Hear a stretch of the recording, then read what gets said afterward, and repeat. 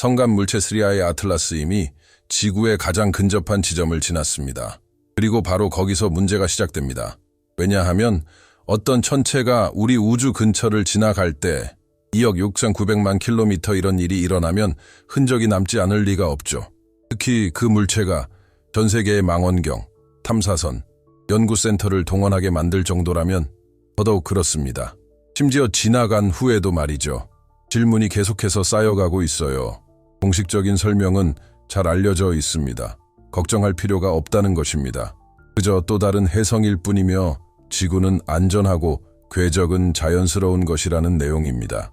심우주에서 예상치 못한 현상이 나타날 때마다 반복되는 마치 연습이라도 한 듯한 거의 자동적으로 되풀이되는 말입니다. 하지만 이러한 이야기가 대중에게 전달되는 동안 기자회견장과는 전혀 다른 현실이 펼쳐지고 있다. 그래프, 광도 곡선, 그리고 서로 맞지 않는 데이터로 가득 찬 화면 속에서 말입니다. 모두가 묻는 질문은 간단합니다. 3I 아틀라스에 선명한 이미지가 있나요? 흐릿함 없이 선명하고 또렷한 사진? 간단히 말하면 아니오입니다. 긴 답변은 훨씬 더 불편합니다. 그 이유는 망원경이나 기술이 부족해서가 아닙니다. 이유는 다릅니다.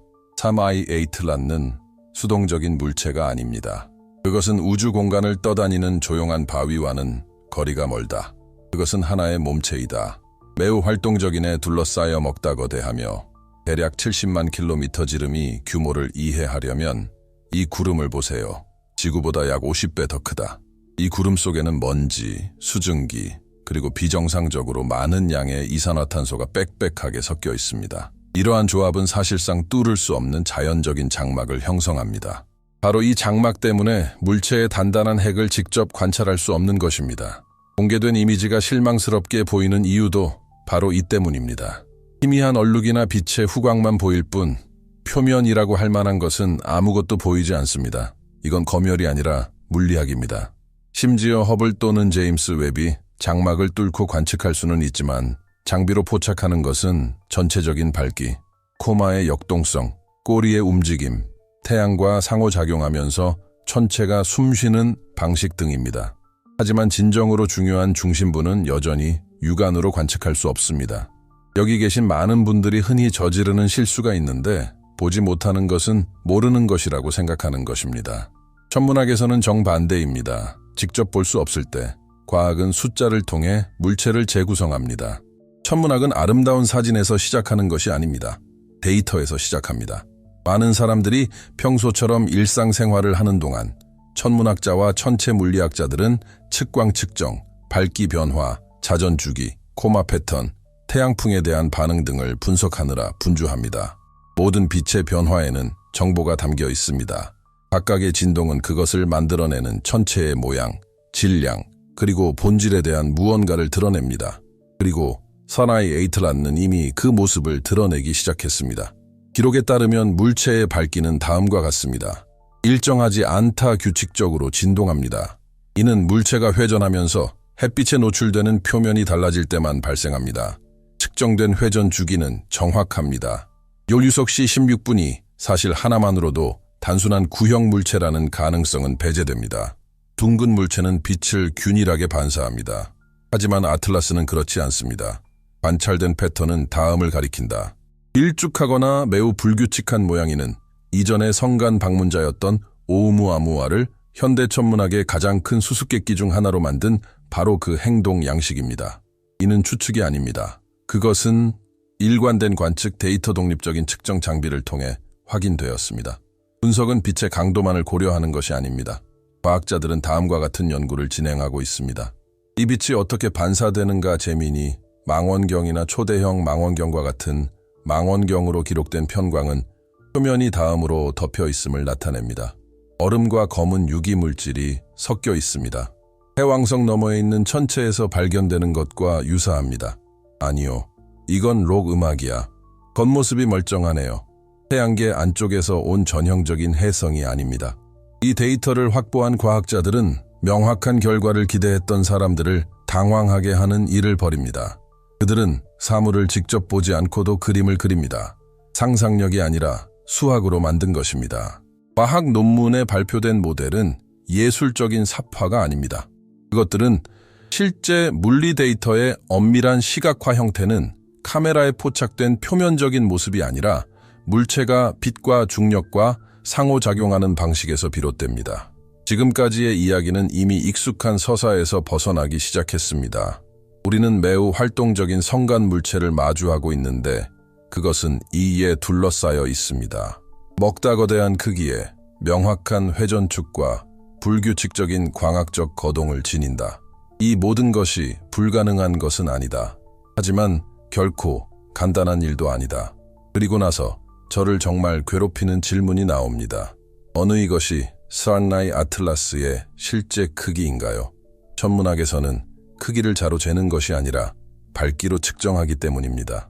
알베도, 빛을 반사하는 능력, 작고 반사율이 높은 물체는 거대하고 어두운 물체만큼 밝게 보일 수 있습니다. 멀리서 보면 둘 다 그저 빛나는 점일 뿐입니다. 바로 이 지점에서 합의가 깨진다. 일부 공식 추산에 따르면 핵심은 다음과 같습니다. 300m와 1km 다른 연구 결과들은 반사율이라는 보수적인 값에 근거하여 훨씬 더 큰 의미를 지적합니다. 최대 5km의 차이는 단순한 기술적 세부 사항이 아닙니다. 평범한 파편과 산만한 크기의 물체 사이의 차이입니다. 그리고 이 분쟁은 공식적인 성명이나 안심시키는 말로 해결되지 않을 것입니다. 훨씬 더 불편한 현실에 직면함으로써 해결될 것입니다. 데이터 자체가 시사하는 바는 무엇인가? 하지만 크기, 실제, 색상, 그리고 드러나기 시작하는 모순점들을 둘러싼 논의로 넘어가기 전에 아직 논의되지 않은 근본적인 요소가 있습니다. 이 요소는 이 논쟁을 겉으로 보이는 것보다 훨씬 더 심각한 문제로 바꿔놓습니다. 왜냐하면 그것은 스랑나이 아틀라스이기 때문입니다. 직접 관찰할 수 없습니다.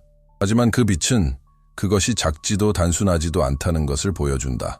그러므로 핵심 질문은 그것이 어떻게 생겼는지에 대한 것이 아니다. 그렇다면 문제는 다음과 같습니다. 우리는 가장 불편한 결론을 피하기 위해 어떤 가정을 하고 있는 걸까요? 그리고 바로 그 부분을 다음으로 자세히 분석해 보겠습니다.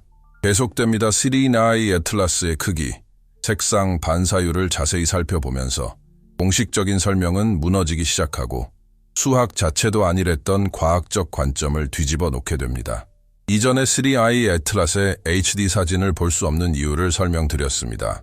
이 천체는 엄청나게 큰 코마, 즉 어떤 망원경으로도 선명하게 관측할 수 없을 정도로 거대한 가스와 먼지 구름 속에 가려져 있습니다. 이제 판도를 완전히 바꿔놓는 질문이 나옵니다. 이 질문은 단순한 천문학적 호기심에 불과했던 문제를 진정한 과학적 문제로 바꿔놓습니다. 그렇다면 스랑나이 아틀라스의 규모에 대해 이야기할 때 실제로 측정하는 것은 무엇일까요? 천문학에서 크기는 거의 직접적인 측정이 아니라 추론이기 때문입니다. 그리고 추론은 두 가지에 달려 있습니다. 빛나는 그리고 알베도. 밝기는 망원경이 감지하는 값이고 알베도는 표면이 반사하는 빛의 양입니다. 알베도를 잘못 측정하면 크기 측정값이 크게 달라지게 됩니다. 실생활에 적용해 보면 어두운 곳에서 자동차의 헤드라이트만 보고 가까이 있는지 멀리 있는지 짐작하는 것과 같습니다. 밝은 헤드라이트는 자동차가 아주 가까이 있다는 것을 의미할 수도 있고 더 밝은 헤드라이트는 더 멀리 있다는 것을 의미할 수도 있습니다. 빛은 사람을 속입니다. 그리고 우주는 빛이 사람을 속이는 가장 극명한 예입니다. 그래서 스랑나이 아틀라스에 대해 서로 다른 수치가 나오는 것입니다. 핵융합로, 수백 미터 그리고 그 방향으로 나아가려는 다른 사람들 킬로미터 가까워지고 있습니다. 5km 그 차이는 정상의 차이가 아닙니다. 그것은 논쟁거리가 될 만한 질량조차 거의 없는 물체와 태양계를 가로지르는 산만한 크기의 천체 사이의 차이입니다. 그렇다면 문제는 또 다른 것으로 바뀐다. 그들은 어떤 알베도를 가정하고 있는 걸까요? 만약 스랑나이 아틀라스가 밝은 천체, 즉 반사율이 높은 천체, 깨끗한 얼음라고 가정한다면 크기가 작아도 밝게 보일 수 있습니다. 하지만 어두운 천체, 더러운 얼음, 유기물, 탄화된 먼지라고 가정한다면 같은 밝기를 내려면 훨씬 더 커야 합니다. 그리고 바로 이 지점에서 실제 데이터를 중시하는 사람들이 문제를 제기하기 시작했습니다. 아틀라스의 코르. 대형 천문대에서의 분광 및 측광 관측을 통해 표면을 직접 보지 않고도 천체의 색조를 측정할 수 있습니다. 그리고 이러한 데이터가 고대의 얼음 행성에서 일반적으로 나타내는 것은 바로 톨리나스 수백만 년 또는 수십억 년에 걸쳐 방사선에 노출되어 검게 변한 유기 화합물입니다. 이로 인해 깊고 어두운 벽돌색 붉은색이 나타납니다. 선명한 붉은색이 아니라 오랜 시간 방사선에 노출된 고대 물질의 붉은색입니다. 그리고 여기서 색상은 단순히 미적인 요소만이 아닙니다. 색상은 원산지와 반사율을 짐작할 수 있는 단어입니다. 붉은색을 띠고 유기물이 풍부한 물체는 다음과 같은 경향이 있습니다. 더 어두운, 더 많은 빛을 흡수하기 위해서죠. 그래서 예상 크기가 더 커지는 겁니다. 그래서 이 문제는 단락을 일으킵니다. 사나이 에틀랏과 어두운 그는 그래야만 한다 큰 그토록 밝게 빛나기 위해 그가 만약 작은 그는 그래야만 할 것이다 매우 명확함 저렇게 빛나려면 어쩔 수 없겠지만 색상 데이터는 그렇지 않다는 것을 보여줍니다. 매듭이 보이시나요? 터무니없는 이론이 아닙니다. 그것은 단순한 모순입니다. 탁월함이 요구하는 것 그리고 그 색깔은 무엇을 암시하는가? 이러한 모순은 설명하기 어렵기 때문에 대중적인 보도에서는 흔히 간과되곤 합니다. 하지만 이는 엄청난 영향을 미칩니다. 과학계로 하여금 불확실성의 범위가 매우 넓다는 사실, 그리고 이 범위 때문에 동일한 현상에 대해 매우 다양한 해석이 가능하다는 사실을 겸손하게 인정하게 만들기 때문입니다. 그래서 커뮤니케이션에서는 항상 편안한 버전이 승리합니다. 모든 것이 정상적으로 유지되는 시나리오를 선택하는 것이죠. 더 높은 반사율, 더 작은 코어, 전형적인 행동을 가정합니다. 그러면 청중은 더 편안하게 잠을 잘 수 있습니다. 하지만 천국은 우리의 안락함에는 관심이 없습니다. 크기 외에도 단순한 설명에 맞지 않는 또 다른 세부 사항이 있기 때문입니다. 꼬리 활동 및 행동 내 혜성은 온도가 올라가면 가스와 먼지를 방출합니다. 이것이 꼬리를 만드는 원인이죠. 하지만 관측해보면 매우 직선적인 패턴 급격한 변화나 조직화된 방식으로 지속되는 것처럼 보이는 구조를 관찰하고 있다면 그것이 단순히 제트 기류와 태양풍의 역학적 현상인지 아니면 시스템의 기하학적 구조에서 아직 제대로 설명되지 않은 무언가가 있는지 확인해야 합니다. 여기서 중요한 것은 솔직함입니다. 과학에서 변칙은 형벌이 아닙니다. 그것은 초대입니다. 모델이 아직 불완전하다는 신호입니다. 자, 이제 이것을 여러분의 일상생활과 연결해 보겠습니다. 왜냐하면 이것은 단순히 수백만 킬로미터 떨어진 물체에 대한 이야기가 아니기 때문입니다. 이것은 우리 인간이 불확실성에 어떻게 대처하는지에 대한 이야기입니다. 작은 문제일 수도 있다와 엄청날 수도 있다. 이렇게 두 가지 의견을 들으면 우리 뇌는 불편함을 끝내기 위해 하나를 선택하고 싶어 합니다. 우리는 불확실한 상황을 싫어하고 확률을 싫어하며 확실성을 원합니다. 하지만 우주는 확실성이라는 방식으로 작동하지 않습니다. 우주는 축적된 증거라는 방식으로 작동합니다. 바로 그런 이유 때문에 그러한 현상은 두 가지 사실을 동시에 드러냅니다. 관찰 방법의 실제적인 한계 그리고 신속한 판결을 바라는 우리의 감정적 욕구. 여기까지 읽으셨다면 이 주제가 단순히 우주에 대한 호기심에 그치는 것이 아니라는 것을 이미 깨달으셨다는 뜻입니다. 그러니 이 기회를 활용하여 이러한 연구가 지속될 수 있도록 기본적인 사항들을 실천해 나가시기 바랍니다. 채널 구독과 좋아요 부탁드립니다. 부탁이 아니라 시청자를 어린아이처럼 대하지 않고 모든 것을 헤드라인으로 축소하지 않는 콘텐츠를 원한다는 뜻입니다. 자, 이제 중요한 전환점은 바로 이것입니다. 크기와 색상에 대한 논의는 끝이 아니라 새로운 시작입니다. 크기와 색상이 다음에 나올 내용을 결정하기 때문입니다. 사나이 에틀랏과 작고 반사율이 높다면 흔히 볼 수 있는 얼음으로 뒤덮인 방문객들의 목록에 더 잘 어울릴 것입니다. 어둡고 크다면 그것은 훨씬 더 희귀하고 오래된 물건이 되며 어디에서 왔는지 그리고 지금까지 무엇을 온전히 간직하고 있었는지에 대한 함의를 지니게 됩니다. 그리고 이는 과학계에서 매우 중요하게 여기는 점과 관련이 있습니다. 판스페르미아와 생명 이전 화학 이것은 공상이 아닙니다. 혜성과 얼음 천체가 생명체의 화학 작용과 관련된 유기 분자와 화합물을 운반할 수 있다는 내용을 다룬 과학 문헌이 존재합니다. 여기서 달라지는 것은 규모입니다. 오랜 세월 동안 여러 세계를 누비며 화학적으로 풍부한 물질을 운반해온 고대의 성간 방문자는 일종의 메신저로서 우리 태양계보다 훨씬 더 큰 연결고리에 대해 생각하게 만듭니다. 그리고 바로 이 경계, 즉 물리적 데이터와 의미 사이의 경계에서 진정으로 골치 아픈 질문이 제기됩니다. 우주는 그저 배경일 뿐일까? 아니면 실제로 참여하는 것일까? 만약 이 질문이 당신을 괴롭혔다면 이 탐구의 논리적인 연장선인 전자책이 바로 그것입니다. 창조주의 마음, 우주는 의식을 갖고 있는가? 이것은 단순한 선전이 아닙니다.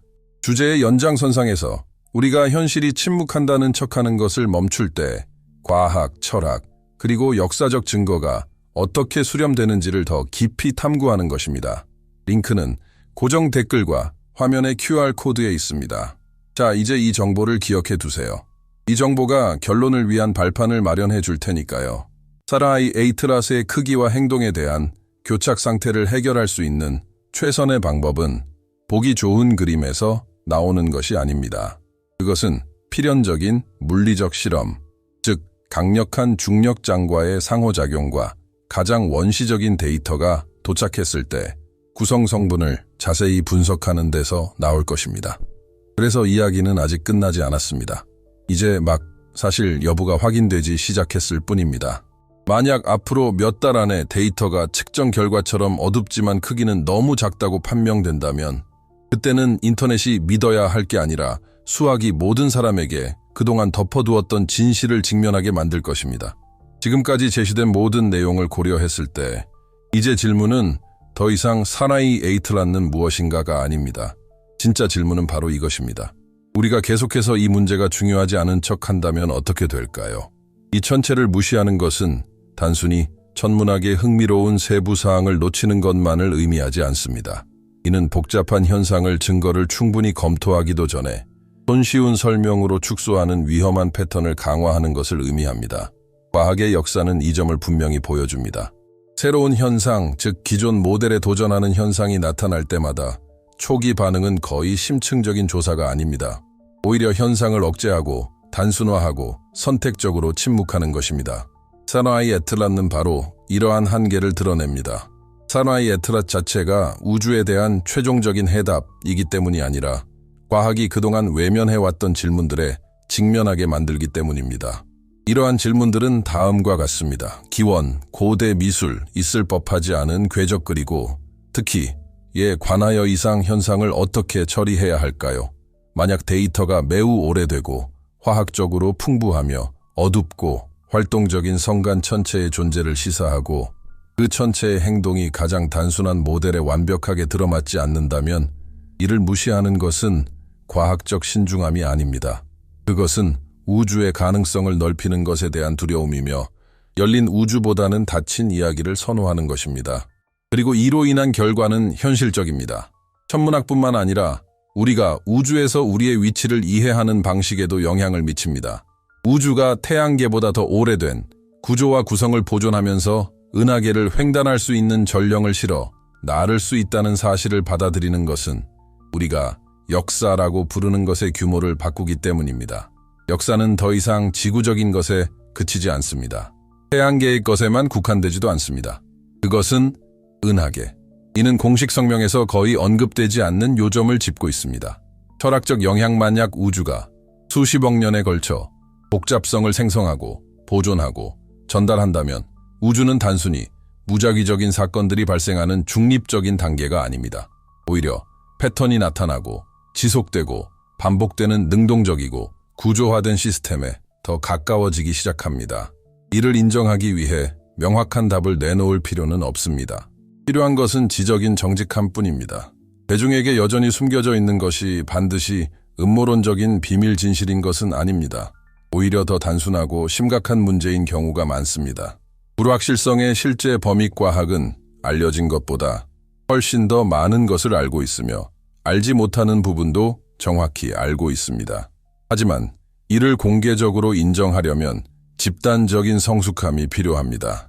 모든 것이 해결된 것은 아니라는 사실을 기꺼이 받아들일 청중이 필요한 것입니다. 그리고 바로 여기서 선택의 문제가 발생합니다. 사라이 에이틀라스를 그저 또 다른 하나의 대상으로 취급하며 의제에서 사라지기를 바랄 것인가? 아니면 그것이 중요한 의미를 지닌다는 것을 인식할 것인가? 전환 프레임워크인은 천문학이 더 이상 암석과 가스만을 관측하는 데 그치지 않고 다른 천체들을 다루기 시작하는 단계에 접어들고 있다는 신호입니다. 오래되고 지속적이며 깊이 구조화된 프로세스. 이러한 성찰은 망원경에서 끝나지 않습니다. 우리 내면에서 끝맺습니다. 우주가 우리가 상상했던 것보다 훨씬 더 복잡하다는 것이 드러날 때마다 우리는 이론뿐 아니라 개인적인 확신까지 제고하게 됩니다. 통제, 중심성, 인간 예외주의라는 개념을 다시 생각해 보게 되는 것입니다. 그렇기에 이 조사는 여기서 끝나지 않습니다. 이는 과학, 철학, 그리고 영성을 태초부터 관통해온 더 큰 질문으로 이어집니다. 우주는 단순히 무작위적인 사건들의 집합체일 뿐인가? 아니면 그 모든 것을 뒷받침하는 더 심오한 조직 체계가 존재하는가? 마무리하기 전에 여러분께 간단하면서도 다소 불안감을 주는 이미지를 하나 보여드리겠습니다. 태양도, 지구도, 인류의 기억조차 존재하기 이전부터 있었던 물체를 상상해 보세요.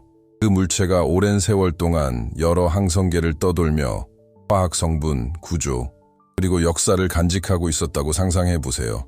이제 그 물체가 우리 우주를 지나간다고 상상해 보세요. 그런데 우리의 첫 반응은 마치 아무 일도 일어나지 않은 것처럼 행동하는 것일까요?